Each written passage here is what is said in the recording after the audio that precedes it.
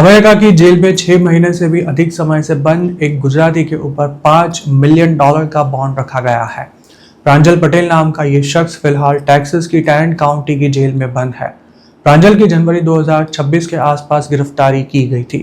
Texas के अर्विंग शहर में आए तिलक ज्वेलर्स में 2026 की शुरुआत में जो बड़ी रेड हुई थी, उसमें प्रांजल का नाम भी सामने आया था। प्रांजल पकड़ा गया, उसके बाद तिलक ज्वेलर्स पर रेड पड़ने की बात भी उस समय बाहर आई थी और तभी से प्रांजल जेल में बंद है। प्रांजल पर क्रिमिनल एक्टिविटी में शामिल होने के अलावा सीनियर सिटीजन से पैसे ऐंठने का और $3 लाख से अधिक की चोरी करने समेत 4 फैलोनी चार्जेस लगाए गए हैं और इन चारों चार्जेस में उसके ऊपर $5 मिलियन के बॉन्ड रखे गए हैं। ये गुजराती अमेरिका में इलीगली रहता हो, वैसे भी संभावना है। उसे फिलहाल नो बॉन्ड पर रखा गया है, जिसका मतलब ये भी होता है कि प्रांजल $5 मिलियन का बॉन्ड भर दे तो भी उसे जेल से नहीं छोड़ा जाएगा, क्योंकि आईस ने उसके नाम का डिटेनर इश्यू कर दिया होने की भी आशंका है। प्रांजल पटेल अमेरिका में फ्रॉड का शिकार बने हुए सीनियर सिटीजन से पैसे या फिर सोने से भरे कुरियर लेने के मामले में पकड़ा गया था और उसके साथ साथ अर्पित देसाई, सिमरजीत गिल, तिथि पटेल और सतीश पटेल नाम के अन्य भारतीयों की भी गिरफ्तारी हुई थी। ये सभी लोग सीनियर सिटीजन्स को डरा धमकाकर उनसे गोल्ड या कैश ऐंठने के एक विशाल रैकेट में शामिल थे और साथ ही चोरी के गोल्ड की बड़े पैमाने पर हेराफेरी भी किया करते थे। तिलक ज्वेलर्स पे रेड हुई तब उसका ऑनर नीरव सोनी और उसके यहाँ काम करने वाली तिथि पटेल नाम की अन्य गुजराती युवती भी पकड़े गए थे। नीरव सोनी यूएस सिटीजन है और वो काफी समय पहले ही बॉन्ड भरकर जेल से बाहर आ चुका है, जबकि बाकी के अधिकांश लोग और खास तौर पर जो कोई स्टेटस के बिना अमेरिका में रह रहे थे, वे सभी अभी जेल में ही है।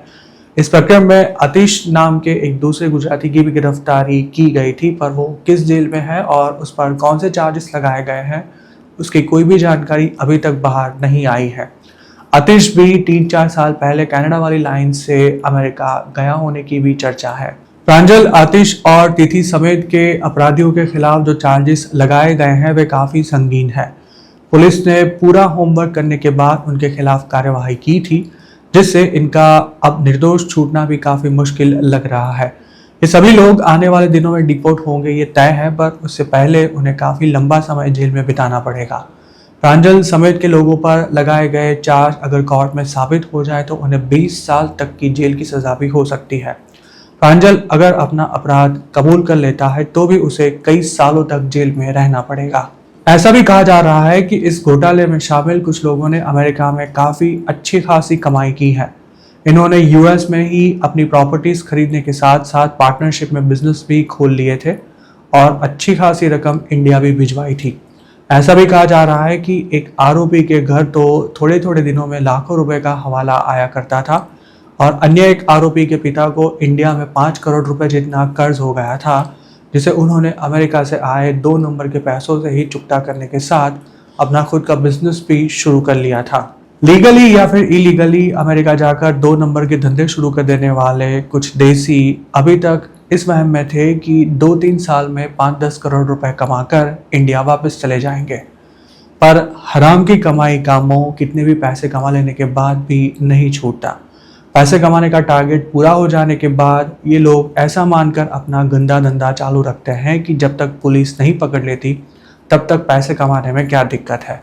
अभी तक ऐसे मामलों में पकड़े गए लोगों को बामुश्किल 3 से 5 साल की जेल की सजा होती थी, और अब अमेरिका की पुलिस और कोर्ट ऐसे स्कैमर्स की अकल ठिकाने ला रहे हैं। सीनियर सिटीजन्स के साथ फ्रॉड करने के मामलों में पिछले 6 महीने में जितने भी लोगों को सजा हुई है, उनमें से अधिकांश आरोपियों को 8 से 10 साल या फिर उससे भी अधिक की सजा सुनाई गई है।